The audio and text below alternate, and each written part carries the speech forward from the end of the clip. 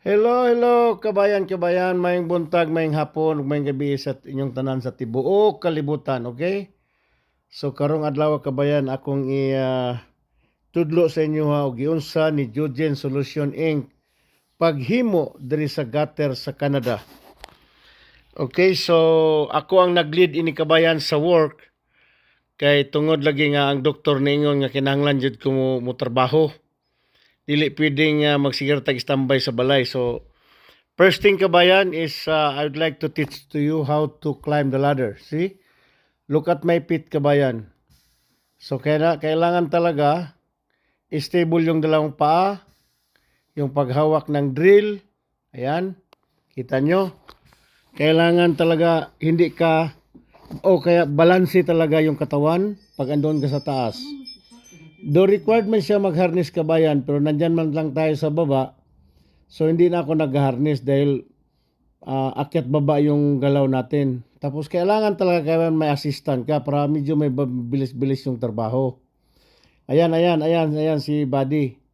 Nagasi sa akin, okay? Ayun, para wala nang ano ba, less yung paggalaw.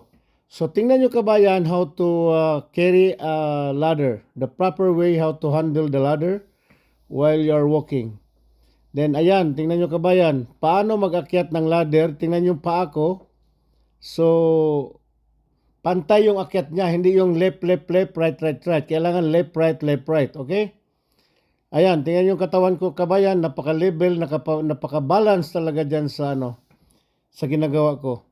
So, ginawa lang man lang natin itong video, kabayan, para at least kung wala man kayo dito sa Canada, makikita nyo si kabayan na Jugen, kung paano gumagawa ng gutter. Uy, yun, tinapon niya.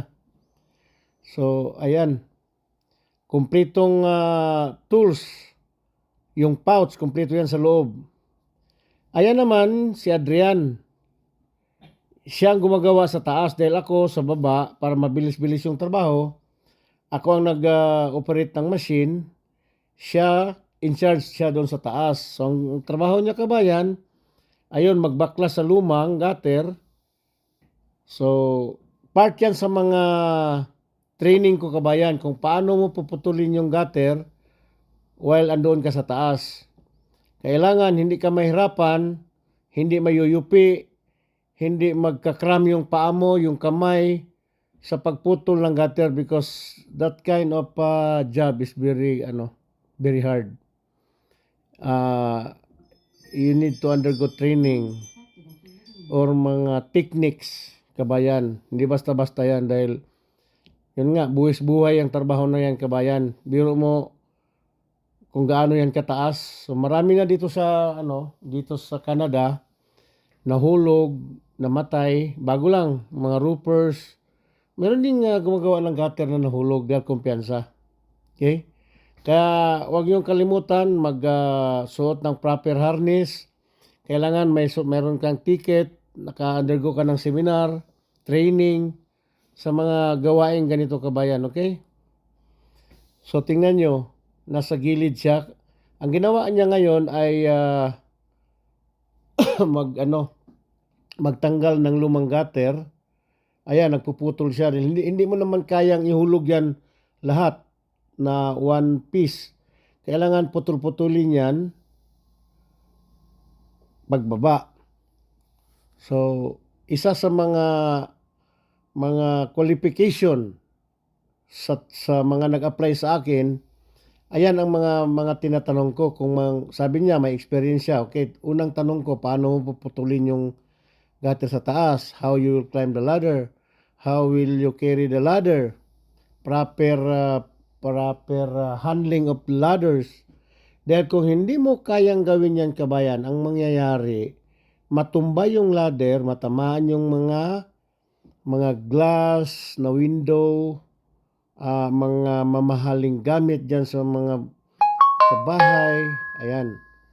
So, nasa corner na talaga siya, kabayan, no. Tingnan yung paa kung paano siya nag balancing dyan sa gilid ng roof. Okay? So, andyan yung harness, dahil sa katamaran, andun na. Ang anchor, nilagay dyan sa ano. Okay lang yan, kabayan. Anyway, pag mahulog siya, pababa naman. Okay, kabayan? So, ang proper talaga paglagay dyan sa ganyang mga estilo, yung anchor, ilipat mo dyan sa taas niya. Dahil yung rope is useless. Pag mahulog siya din, mababagsak din siya sa isang rope. May sakit talaga, masakit. Okay? But anyway, kabayan, ganito lang man kasimple o kahirap. So, dalawa yan, kabayan. Simple in the sense na magaan lang siya. Mahirap dahil nagre-risk ka ng buhay. Okay? You're risking your life in doing this job. Okay? So, kabayan, dito sa Canada, hindi lahat ng tao makagawa niyan. So, pag ikaw andyan sa trabaho na yan, skill ka talaga. Diyan ka fit sa trabaho na yan. Dahil sa kadami-dami na nag-apply sa akin, kabayan, tinitest ko kaagad sila dyan sa site. Lalo na sa pag-apply ng LMIA, kailangan talaga na bago i-approve nila, answer ako sa mga resume. Ititest ko sila kung qualified sila, yung mga aplikante. If they are not really qualified for this job, then that's the time that the government will approve my LMIA. So, pwede na ako makapag-hire sa Pilipinas o sa ibang bansa. But, ayun, meron na akong LMIA dati. Na-approve ako ng twice. Nabigyan ako ng LAMIA. But tinapon lang ng kapwa natin Pilipino. Binigay ko sa kanila for free. But nang dahil nga sa crab mentality, gumawa din sila ng sarili nilang company, iniwanan nila ako sa ere. Okay lang yon. So fast forward na tayo. Ngayon alam ko na. So hindi ko na basta-basta ibigay yung LAMIA sa mga taong mga halang ang kaluluwa. Okay? I will give the opportunity na makapunta yung mga nag-apply dyan, gusto magpunta dito sa Canada, doon sa mga taong fit talaga to receive the LMIA. Doon sa pag-asa na makapunta dito. For free. Ako lahat ang gagastos. So, ayun na, kabayan, oh. Tingnan natin kung paano niya itapon. Ayan. Hop. Tapon. Huwag mo nang saluin sa baba dahil mahirapan ka talaga. Pabayaan mo lang na, no? Ayan. So, andito na naman tayo sa isang senaryo, kabayan, kung paano na mag-install o paano iakyat yung mahabang gutter sa taas. So, almost 50 feet yan, kabayan, ang haba, yung isang side na yan. So, iakyat natin yan one piece o isang piraso, hindi siya putol-putol. So, andyan na, nakaabang na si Adrian dyan sa sa gilid. Then si kabayan, yung bills, ayan na, makyat na siya. So, medyo may kabigatan, kabayan, pero kaya lang. Kaya lang dahil sa kasanayan lang ba. Yan. Balancing, op, may hangin. Ayan, tingnan yung paa. Kailangan may puwersang paa. Dahil, ayan, may hangin. So, yun, pinhawakan ko na sa kanya para iwas sa pilipit. Dahil sa experience namin, kabayan, sa ganun kataas, lalo na 50 above to 60, kailangan magaling ka na talaga mag-akyat niyan. Dahil kung hindi, masisira yung gutter, matatapon lang siya. So, ayan, inakyat ko na. Medyo bata pa rin talaga si kabayan sa sa galawan. Tingnan nyo. Medyo may pwersa pa, may asim pa. Asim pa. So, tingnan nyo, kabayan, dumapa siya diyan. So, nag-align siya doon sa left side. No, sa right side pala. Right. Sa right side ng gutter, inalign ni tinatak niya doon. Yan. So tingnan yung forma niya, Spider-Man. Tapos tatayo siya, ang dahil sa nagbakasyon sa Pilipinas, lumubo yung tiyan, mahirap nang tumayo. Yan. Tingnan niyo yung tiyan ko rin, gano'n na rin. Dahil kabakasyon lang sa Pilipinas. Maraming saang doon sa Bohol, kaya ayun, lumaki yung tiyan. Dahil pagkatapos, ang ano ko naman, ang rule ko na naman dyan ay spatter. So ako ang tagasabi sa kanya, up and down, down up, okay? Tapos tinatak niya. Ayan. Okay? Simple naman kabayan ang buhay dito sa Canada. So I will encourage everyone to come to Canada to work. Work lang talaga. Positive lang tayo kabayan always. Ganda talaga, as in. This is the land of promise. Pinapramisan ka ng lupang ito na kung magtatrabaho ka lang talaga, makuha mo ang lahat-lahat. Hayaan mo na yung mga negative side. Ako, ang dami-dami ko ng mga pagsubok dito sa Canada, pero hindi ako matras. Hindi ako sumuko. Tuloy-tuloy lang ang laban. Super ang ganda ng kabayan, ang Canada kabayan. Makukuha mo lahat ang gusto mo, mabili mo lahat ang gusto mo.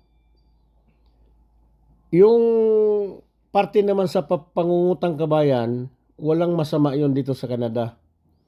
Mangutang ka because that is one way to succeed. Kung hindi ka mangutang dito kabayan, ikulilat ka. Takot ka pala eh. Ang pag-uutang dito kabayan, it doesn't mean na purdoy ka. It doesn't mean na you belong to the lower portion of the earth. Pag mangungutang ka kabayan, dito sa Canada, kung pinautang ka at nakabayad ka naman na walang aberya, ibig sabihin, ikaw ay kagaya ni yung bills. So, but I'm not saying na ako ay maraming utang. Bahala na kayong mag-isip. Tingnan nyo lang yung kabuhayan ko, tingnan nyo lang kung sino si yung bills.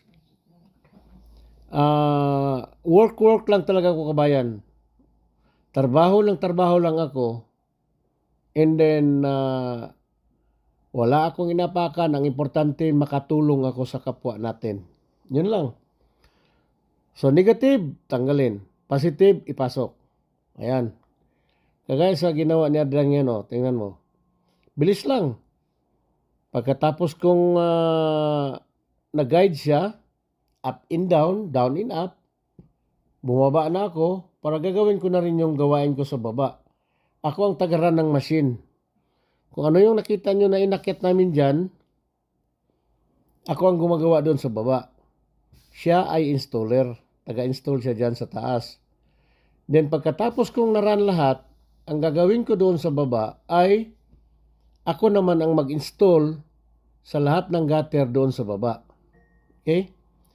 So, kung magtanong kayo kabayan sa akin kung gaano yan kataas, medyo mataas dyan. Mataas yan ang bahay na yan. So, estimate ko lang kabayan from the ground to the roof.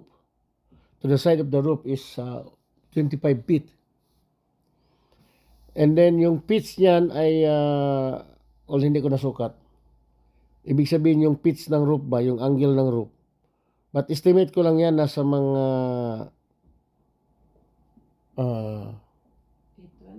812.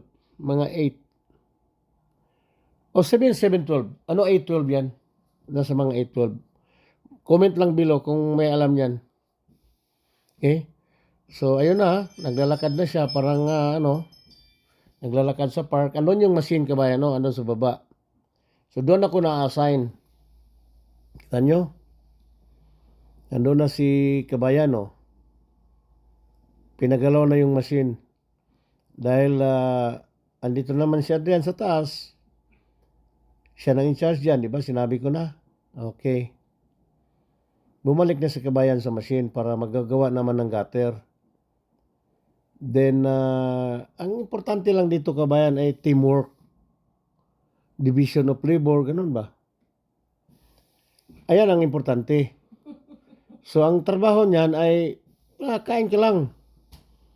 Yan. Okay? Nasa kanya lahat, tubig, pagkain, yan lang trabaho niya. Oh. So, kung may linisin, maglinis siya. Mayroong kunin doon sa likod. Yun lang.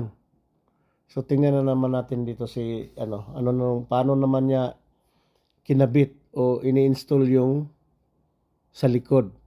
Okay? So, klarong-klaro yan kabayan. Tingnan nyo, ang ginawa niya, yan ang spider. Yan ang tinatawag namin na spider position. So, over the top. No, over the top ba yan? Tingnan yung ulo niya. Okay? So, nasa baba na siya talaga. So, nung araw, yung ako pa ang bida niyan, yung hindi pa medyo lumaking tiyan, ganun din ako magtatrabaho kabayan. Especially yung sa mga bahay na masungit yung kapitbahay. Ayaw magpalagay ng ladder, kagaya sa ginawa namin dyan ngayon. Ayan, yung ladder na yan. Pwede naman kabayan na i-install ang mga gutter na yan using the ladder. Pero nang dahil sa mabigat yung ladder, 32 feet yung haba, kaya ginawa na lang niya mag-spider sa taas para medyo may kabilisan. Dahil kung maglagay ka pa dyan ng ladder, ayan, may terrace siya dyan sa taas o sa likod. So marami pang gagawin. Kaya alam ko na naisipan niya, doon na lang sa roof lahat ikakabit yung gutter. Medyo may kabilisan. Dito sa Canada kabayan, hindi lahat ng neighbor magpalagay ng ladder o iposisyon mo yung ladder doon sa lupa nila. Inside their premises. Lalo na pag may galit o mayroon silang alitan dalawa, ayaw talaga niyan. Makipagpatay talaga yan. So, ilang beses na nangyari kina Adrian o sa mga tao ko na tumawag sila sa akin no access of ladder dahil nga ayaw ng neighbor, tumawag daw ng pulis. Pero ako naman kabayan, pag ako maka-encounter ng ganyong klaseng mga tao, madali ko naman silang kausapin. Depende yan sa pakiusap doon sa tao na galit. Okay? So, ito na siya, oh. Tingnan nyo kabayan, tingnan yung ladder namin. Doon sa nakaposisyon sa neighbor. Kinausap ko na yan before kami nag-start sa trabaho. Para easy yung trabaho. Mabilis.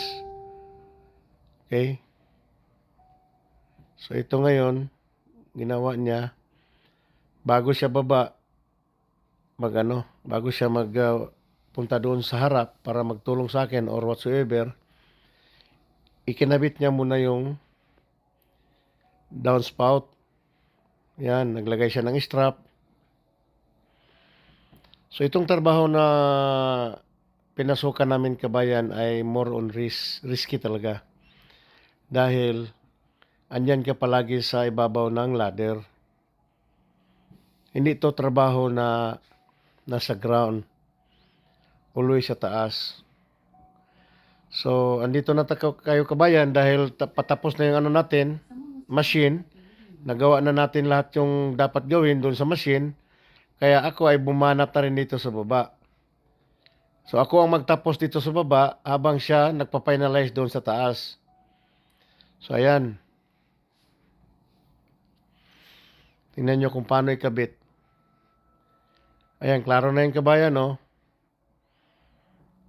So, mayroong ding technique kung paano yan idugtong. So, mayroon tayong tinatawag na outside corner, inside corner, down miter, octagon, diagonal. Parang ganun ba? So, hindi rin basta-basta yan kabayan. Kailangan din na niya ng training. Okay? Alam mo, pinipiting ko yan. Para maganda rin tingnan sa customer, kaaya-aya din. Doon nila na-appreciate yung mga gawa namin dahil talagang quality. Hindi talaga bara-bara. Consistent ako sa mga ginagawa ko, kabayan. Okay? O, paano na? Magbaba na naman si kabayan dahil iurong yung ladder. Ayan. So, itong bahay, kabayan, itong ganito kalaki, tinapos lang namin ng, ewan ko, 4 to 5 hours ata. Kalimutan ko na. Basta mga ganun lang. Palit lahat. Palit lahat ang gutter, downspout. Pag ipalit yung fascia at saka supit, lahat ng aluminum dyan makikita nyo sa bahay, it will take 2 to 3 days. Mostly, kabayan, 2 days lang. Kung mabilis-bilis. Ayan.